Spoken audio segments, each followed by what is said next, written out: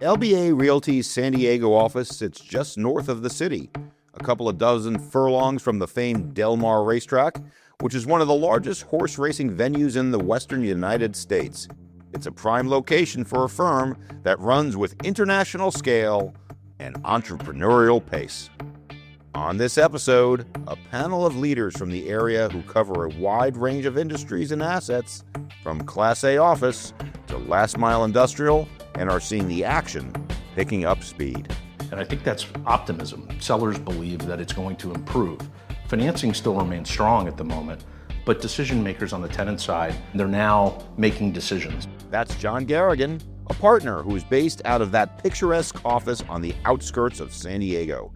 He oversees the firm's national industrial business, LBA Logistics, which has properties in all the major industrial markets across the United States. It's really market by market, and we really try and take a careful and thoughtful approach in evaluating every investment that way. And that's Eric Brown, a partner who oversees the office portfolio, LBA Properties. Eric made the short drive from LBA's Orange County corporate headquarters to shed some light on strategies with office space across the western region, including Texas and the Sun Belt.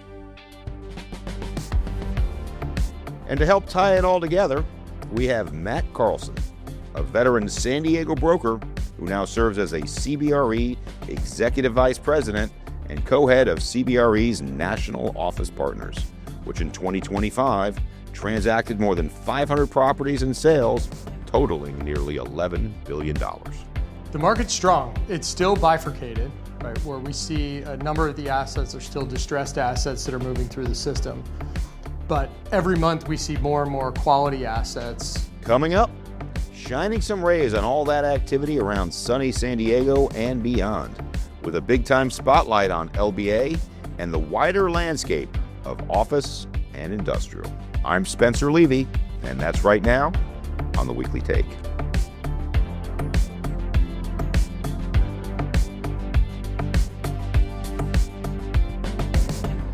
Welcome to The Weekly Take, and I am so happy to be here in Del Mar. And if you want to see the nicest place on the planet, this place is on that list. Starting with our very own Matt Carlson. Thanks for coming out, man. Thank you, Spence. And then two of our great friends and clients, John Garrigan, Head of Acquisitions for LBA Logistics. John, great seeing you. Thanks, Spencer. Good to see you. And then we have Eric Brown, who is a principal at LBA Properties. Eric, thanks for coming out. Yeah, thank you, Spencer. Well, since you're outnumbered here, John, we're going to start with office. Love it. You know, as Meatloaf said, 2 out of 3 ain't bad.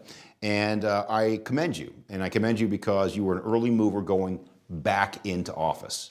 Tell us about that. Yeah, we've been having a lot of fun on the office side. Going back 5 years ago, office has seen its challenges, but as we've come out of the post-COVID era, we're seeing demand returning for the right product, and we really have been thoughtful.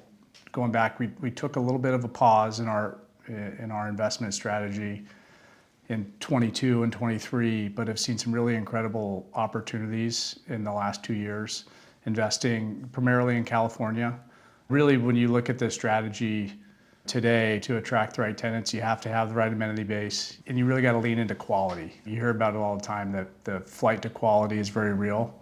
And that's really been a focus of ours. And we're excited about what we've been able to acquire. So Matt, let's follow up on that. How is the office market today? The market's strong. It's still bifurcated, right, where we see a number of the assets are still distressed assets that are moving through the system. But every month we see more and more quality assets in the prime competitive set or in just below a prime competitive set, like a strong Class A asset, that are trading with really good fundamentals at decent returns that feels a lot more normal than what we've seen in the last couple of years. I want to define a word. I know it's a squishy word, but you say quality office, right location. What does that really mean? It really comes down to, where does a tenant want to be, right? It's all driven by the tenants. And so if it's an asset that's highly amenitized, that's easy to commute to, whether that means close to rail or an easy drive with good parking, has all the bells and whistles of where a tenant wants to be, then that is a high quality office building. And institutional capital is following those really good fundamentals. John, we'll turn now to industrial, but before we go there, I'd like to pull a lens out for just a minute. Give me just a sense of the LBA mothership LBA logistics. Just give me the big picture of LBA. Sure. We do both industrial and office. Eric and I are partners and friends. We have offices all throughout the United States as well as in London, England. We own and manage about 115 million square feet today of industrial, and we have about 5 million square feet that we own and manage of office. We do partner in joint ventures that are strategic, and we really are a closed-end fund operator primarily. We're a private REIT, we're privately owned, and headquartered out of Orange County, California. Why did you expand into Europe? We saw a really nice opportunity to go across the pond, if you will. And what's interesting is a lot of it had to do with relationships. Some of our customers articulated that they'd like to see us there. Some of our limited partners, our investors, said they'd like to see us there. And we assessed it as an opportunity to grow and provide greater services. So England was the stepping off point.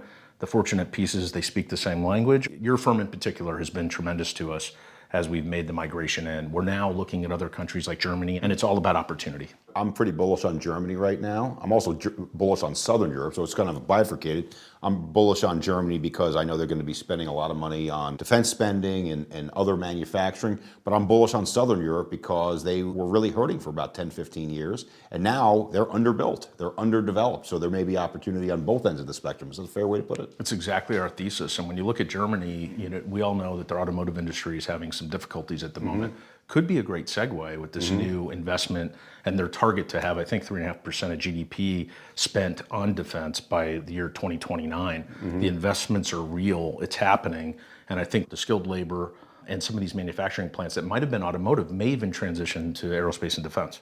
Spending on manufacturing, big spending, Yes. creates demand. And in fact, it's all a virtuous cycle. And so I do believe that the automobile manufacturing and defense spending is going to be a virtuous cycle of same skill sets, same automation, same types of people that are going to make it a big success. Yeah, and I agree with you completely, and I think it's going to be a big driver of demand, not just on the manufacturing side, which I 100% again am in agreement on, but the suppliers for warehouse and distribution for all of the ancillary support should also drive demand.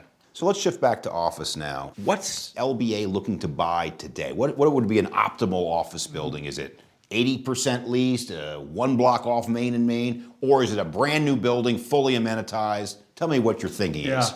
Our history as office investors has been on the value-added side or opportunistic side. So we really seek opportunities where we can come in and use our skill sets to enhance what may be a building with great bones that we can tweak and add amenities and renovate a lobby and really create a unique environment. We've had a lot of success with that over the years. So I think we're really looking for that location that has walkability, a building with great bones.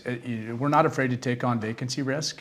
Now, was it an older building or is it a building that's been built in the last 10 years?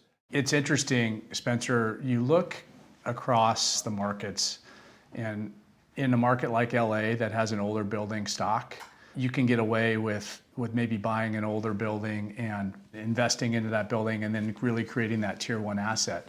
You go to a market like the Silicon Valley where nearly 30% of the office stock has been built in the last dozen years. You have to be a little bit more careful in buying older products. So it's really market by market, and we really try and take a careful and thoughtful approach in evaluating every investment. But you're basically taking a building that requires a significant amount or at least some CapEx to not just refresh the lobby, but you may put additional amenities in there. Absolutely. Yeah. There's an example of a building we acquired down here in San Diego. We like acquiring on both the office and industrial side corporate assets. Corporations invest heavily into buildings that they're building for themselves. Usually they have extra power, maybe extra clear height, floor-to-floor loading capabilities. And we were able to find an opportunity, again, working through Matt down here in San Diego, for a building that had a lot of those great bones, where we can come in, add some amenities, multi-tenant the building, and create a really unique mousetrap in a market that is lacking a building of that quality. And Matt, what's your take on the fundamentals of the business right now? The fundamentals are strong where they're strong. And I would say every major market around the country has at least one strong submarket. Yeah. And that's the submarket where the top businesses need to be, where the top talent has to go, where the building stock is newer, where the amenities are good, where the commute's easy. But the amount of cities that are starting to see multiple submarkets be strong is why you're seeing that 3% improvement that you just talked about. The prime assets have been performing well for 6 or 7 quarters now.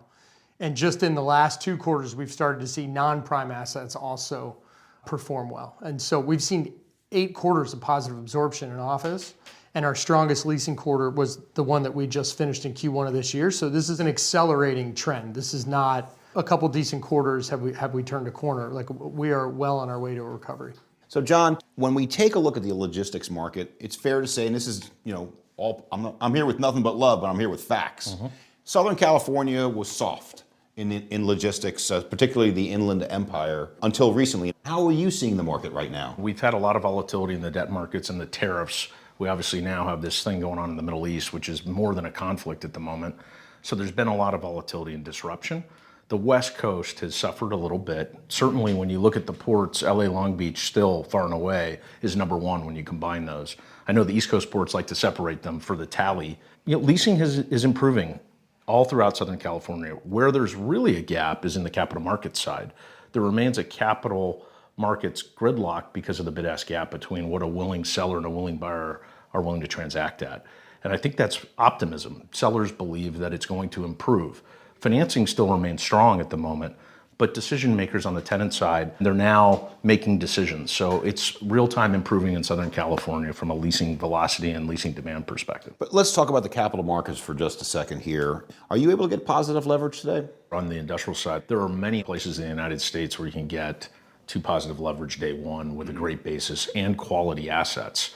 What has remained a positive are the annual increases that we're still achieving in Southern California, which are typically 3 to 3.5%, sometimes slightly higher, but certainly no less than 3. I think everyone realized you need to keep up with inflation. So you can get there typically year 2, 3, worst case year 4. It's interesting. We were all psyched when the Inland Empire was getting 20, 30% annual rent increases. And then we actually saw some declines for a few years. But now we're back at 3%. And I used a funny line today. I said, the future is the new normal. And the new normal looks just like the old normal. The old normal was 3% rent growth. And we're kind of seeing that now in industrial. We're kind of seeing that now in office. Mm-hmm. And so it's funny. And again, I think I'm funny. There's two ends of the spectrum. One end of the spectrum is this time is different, which is 20% rent growth. The other is reversion to the mean. I think what we're seeing now is just a normalization of the office and industrial market. Am I taking it too far? Well, I think that's fair. I think that, from an office perspective, specifically, it's a bit of a K-shaped recovery, like, people are suggesting we're seeing in the economy. For the assets that are well positioned, that have what the amenities and qualities that tenants are looking for, there's absolutely demand there. But there remains a substantial amount of product where there just isn't a market for it today. And that product remains challenged and will be for the foreseeable future. So Matt, we talked about industrial kind of stretching today to try to get to that positive leverage, maybe in year 2, year 3 for certain assets. But one of the positives about office today is kind of like the positive in retail. You can get positive leverage. Tell us about that. That's right, Spence. That's also why we're seeing so many institutional investors coming back into office, because there is a spread. And now that there's liquidity back in the market from the debt side, it's really allowed more institutional investors to come back into that market. And so whether it is stabilized, best-in-class prime deal where you can get really aggressive financing at a tight spread, or whether it's a value-add or opportunistic deal that a year ago would have been 700-800 over, all of those metrics allow for positive leverage. And that deal today is what, 300-400 over? A value-add deal Yeah. is 300 to 400 over. That's a huge move for our listeners. 300, 400 basis points makes the difference in doing the deal or not. It makes a difference between a market that could only sell best of the best and totally distressed, and now there's a middle. Now there's value-add and opportunistic deals. And I might add, Spencer, what we continue to hear, and I say this with humility, the banks in particular want to do more business with fewer sponsors. And we're fortunate in that regard that we're able to get competitive bidding and competitive pricing. Well, I think that's a really good segue into relationships and how relationships make the difference over the long term and maybe one of the secret sauces of LBA? We pride ourselves on our relationships and doing what we say we're going to do. And I am a proud CBRE alum, although it was only for a couple of years, 20 some odd years ago. But the relationships that we have with your firm here in the United States and now across the pond in the United Kingdom are really tremendous. And it's all about people at the end of the day. It sounds cliche, but it is not about the bricks and the mortar and the concrete tilt panel as much as it is the relationships with the people that we transact with and our customers who we want to have in our buildings and retain as our customers. We're sitting here because of relationships. We're sitting here because we're all friends. It makes deals happen. It makes the real estate world go round. So let's go back to the capital markets question, but now let's turn it to office here. Assuming you're selling a value add office building, 80% leased, needs some CapEx, are you able to get positive leverage today? Yes. Okay, so tell me about that. Tell me, what's the spread? Is because part of the reason why I liked retail for the last several years is that unlike multifamily, unlike industrial, you could get positive leverage. Now I see that same positive leverage story here. With office, really, especially value add office or distressed office, you're really looking at a return on cost metric rather than a cap rate. And then really what's going to drive your value is the amount of time it's going to take you to get leased up and the capital that's going to require, right, to get there. 2 years ago, there would have been absolutely no capital for a deal like that from debt funds, from banks. And today, on value add type product, you can get, how deep was our bid list, right? I know we ran a slightly different process, but it was deep, right? And you're talking about an asset that at the time was 50% leased. And there was plenty of debt for that kind of a deal. And when you say plenty of debt, just describe for our listeners, are these banks? Are they debt funds? Debt funds? Debt funds. And the cost of debt was below the going, well, I guess there was no cap rate per se because it was no price cap per rate. pound. Right. Mm-hmm. Right. But those debt funds are providing good news capital. And at times we've seen 65% LTV with that good news, right? And those spreads totally depend on where you are in the country. But a year and a half ago, you could have seen spreads on that kind of a debt fund, 700, 800 over. Now they're more like high 3s to 400 over. And with some instances under 3 if the building's high enough quality. John, let's turn back to you for a moment. The industrial warehouse distribution space is a big space. It includes last mile, it includes IOS, and I would say IOS, industrial outdoor storage, may be the hottest subsector of industrial today. So I recognizing you have a global strategy, and that's a big question. Focus in on asset type of which type of industrial you find attractive today and which is less attractive. And I would give a caveat. We're really continental U.S. And we're currently in England looking to expand in Europe. Okay. So yes, we're international, but I don't know that I would quite say global yet, but we're expanding. So I'll come back to you and say what we do, we really work every end of the supply chain, from the port all the way to the middle America. So we touch IOS, small bay, mid-size, food logistics, all the way to bulk. We're fortunate that we've developed vertical multi-story industrial. Where to do that? Maspeth, Queens, New York, which you know well. So we're really trying to service our customers from end to end as best we possibly can, and obviously with a bent on ensuring we're going to get the best returns for our investors. Today, you mentioned iOS. It is hot. It's warming up. It was cool. It's back. We own a fair amount of it. I think shallow bay is really important as we sit here today. I'm not talking about incubator multi-tenant. It's really the 10 to 50,000 square foot suites that have a mix of grade level and dock high loading, and the credit tends to be a little bit better than you find in a business park incubator multi-tenant size suites.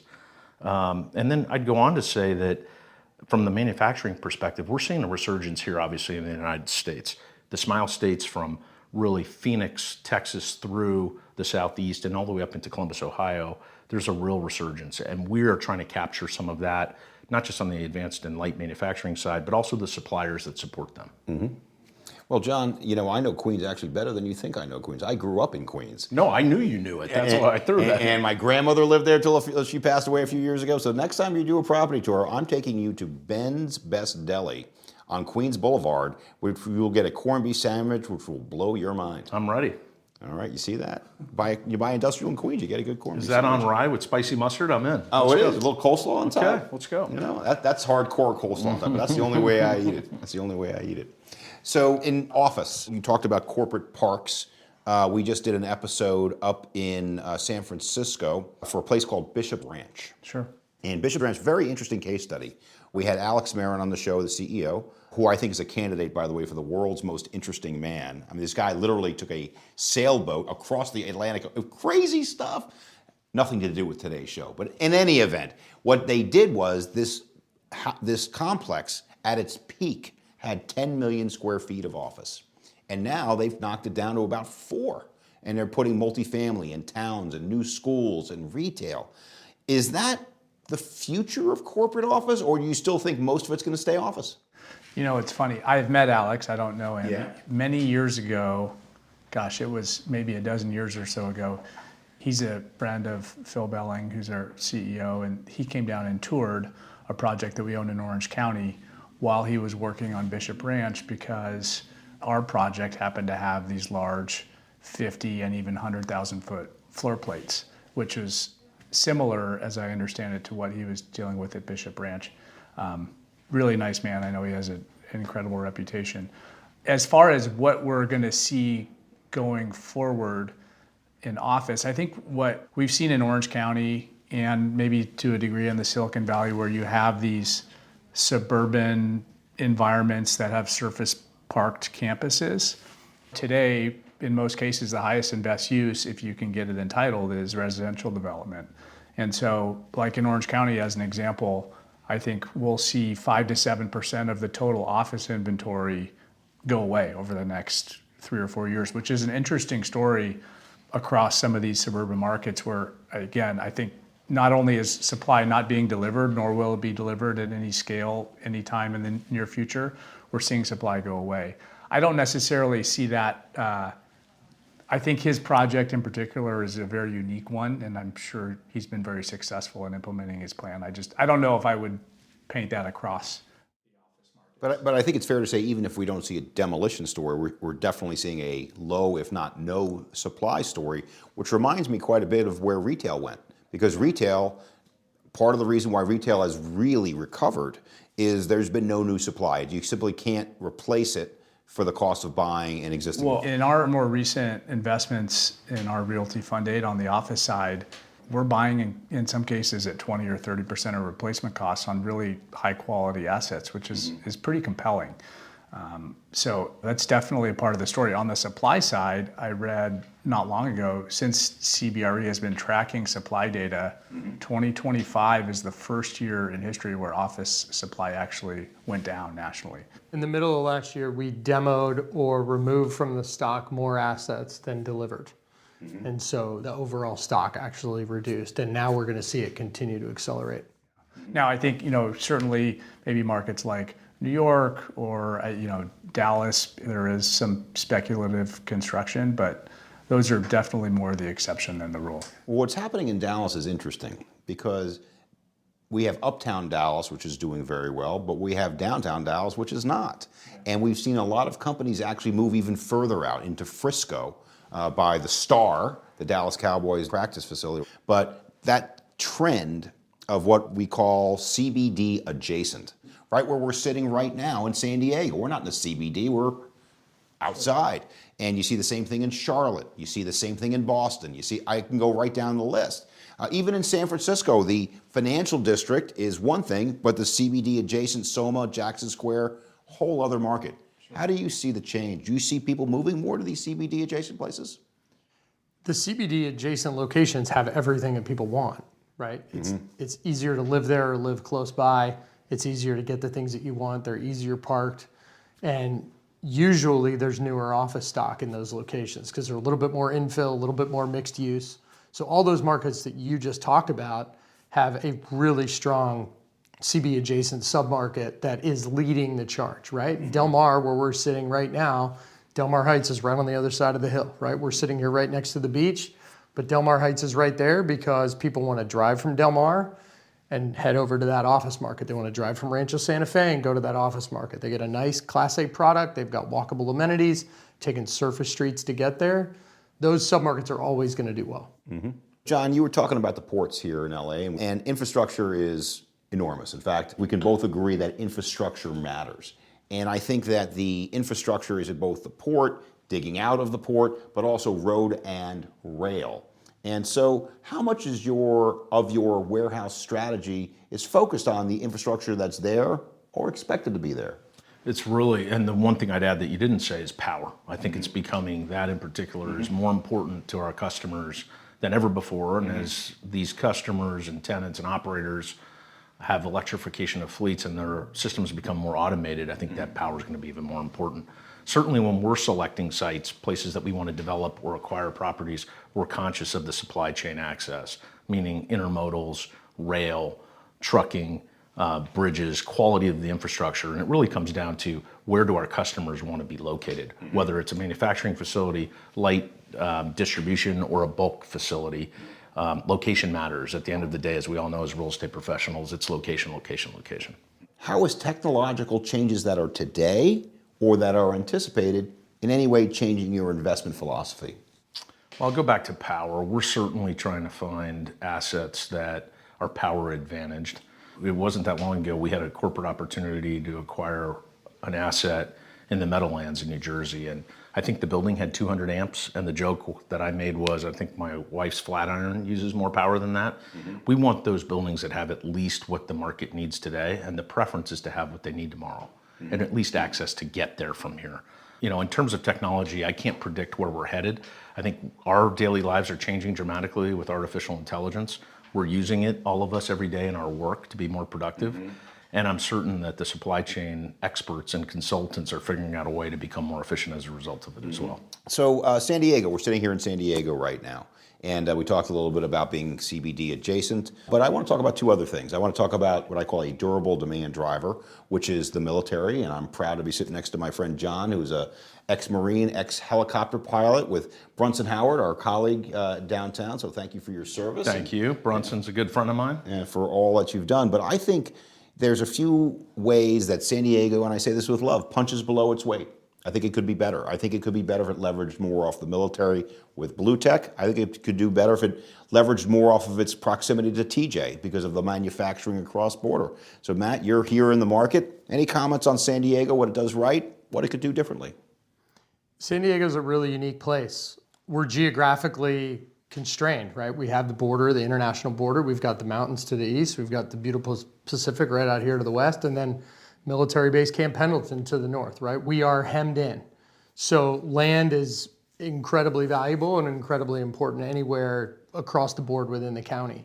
But we're also a very diversified economy, as you said. The defense contractors that are here, the ones that are stalwarts that have been here a long time, and the ones that are new to the industry, we're seeing a ton of activity with them right now.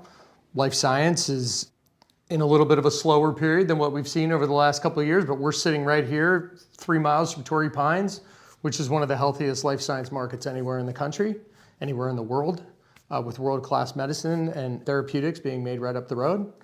And then we've also got tech here. What's happened since COVID where people said, I want to go live somewhere and then I'll figure out what my work is going to be. Big tech has moved here in a big way because they know that the population is here and the talent is here. So we're a pretty unique microcosm that's hemmed in, and we have all those different business drivers to drive a successful economy. COVID was a big catalyst for our town here in San Diego. My entire professional career, I've resided in San Diego. It's clearly a place that many people want to live. Our climate is tremendous, but there's been a transformation. You know, you think about the quality of our universities, number one, between USD, UCSD, and San Diego State, and other smaller feeder schools that are here. Phenomenal education in science and STEM related schools as well as business.